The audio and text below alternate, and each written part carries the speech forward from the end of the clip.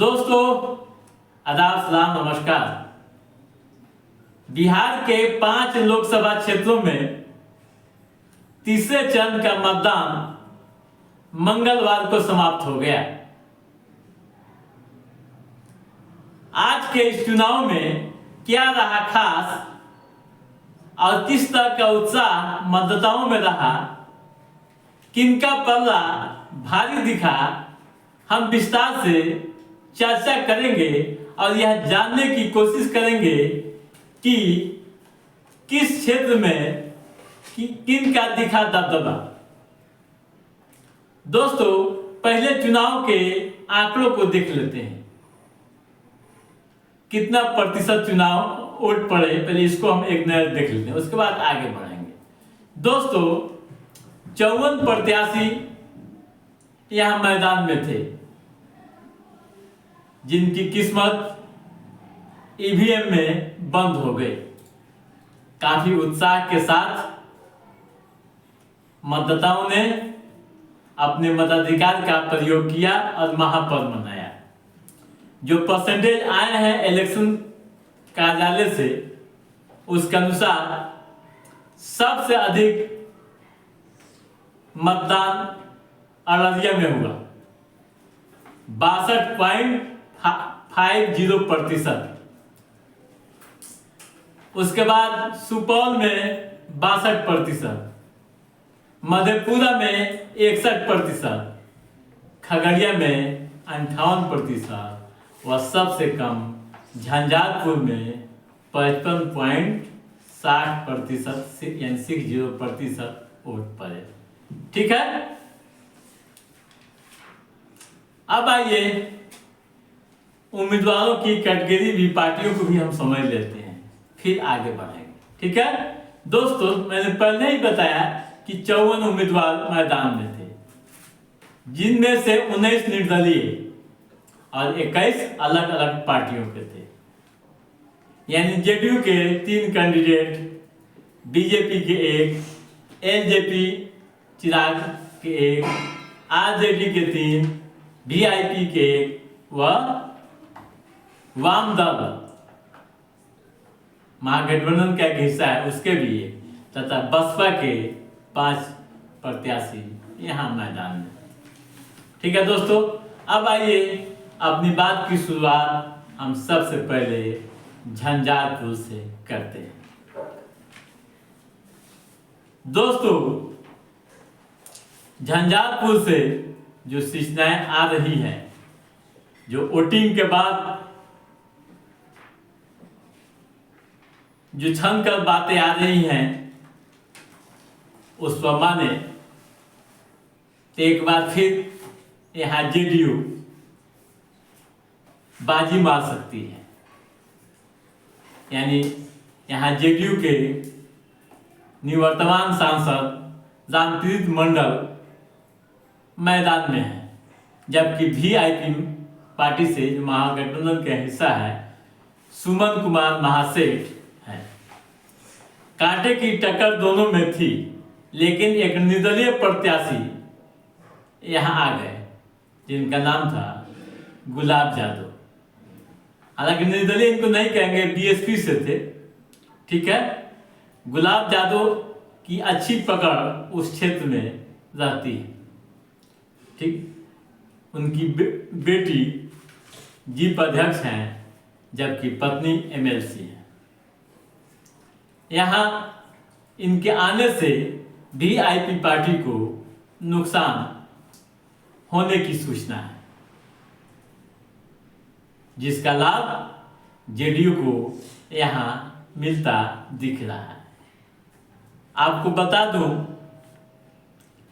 कि यह सीट जो है वैश्य बहुल सीट है।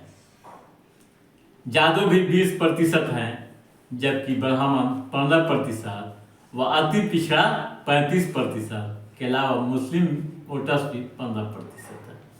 ठीक है, तो ये झंझारपुर आप क्लियर हो गए कि त्रिकोणीय मुकाबला जरूर है, लेकिन जो सूचनाएं आ रही हैं उसके अनुसार जेडीयू यहाँ मजबूत दिख रही है। ठीक है, अब आइए अब चलते हैं मधेपुरा। दोस्तों, मधेपुरा भी जेडीयू के खाते में जाता दिख रहा है। यहाँ जो वोटिंग परसेंटेज हुए हैं, आपको मैंने पहले ही बता दिया 61%। और मधेपुरा का एक अलग अपना इतिहास रहा है। यहाँ जेडीयू से निवर्तमान सांसद दिनेश चंद्र यादव मैदान में हैं, जबकि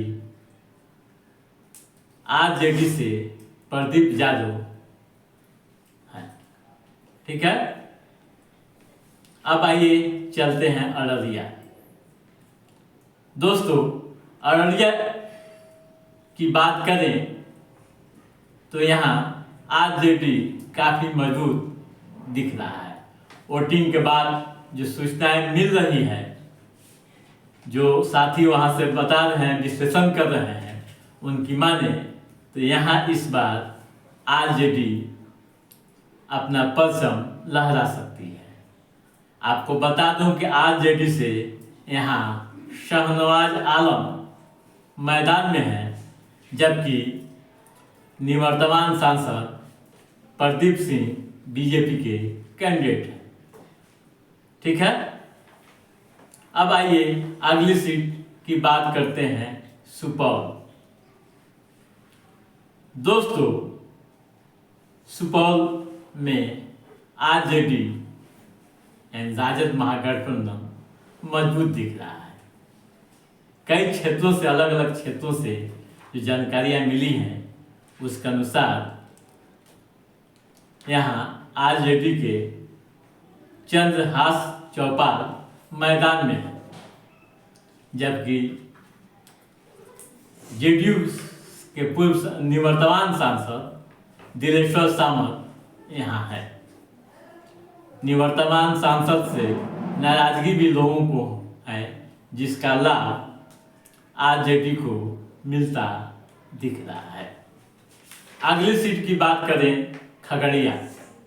दोस्तों, खगड़िया सीट पर चौंकाने वाला परिणाम आ सकता है। यहाँ एलजेपी के राजेश वर्मा हैं, जबकि वाम दल के संजय कुशवाहा हैं। दोनों कैंडिडेट बाहरी बताए जाते हैं, बावजूद इसके यहाँ अब तक जो सूचनाएं आ रही है, उसके अनुसार माकपा यानी वाम दल के संजय कुशवाहा भारी दिख रहे हैं। वैसे पूरा खुलासा काउंटिंग के बाद ही हो पाएगा। दोस्तों, जो साथी वहां से विश्लेषण कर रहे हैं, उसके अनुसार मैं यह जानकारी आप तक पहुंचा रहा हूं। पूरी तरह से दावा तो नहीं कर सकता हूं, लेकिन इतना तो बता सकता हूं कि कौन प्रत्याशी कितना मजबूत क्षेत्र में रहे। तो दोस्तों, आज के इस एपिसोड में बस इतना ही। हमारा ये एपिसोड कैसा लगा, आप लाइक और कमेंट करके हमें जरूर बताइएगा।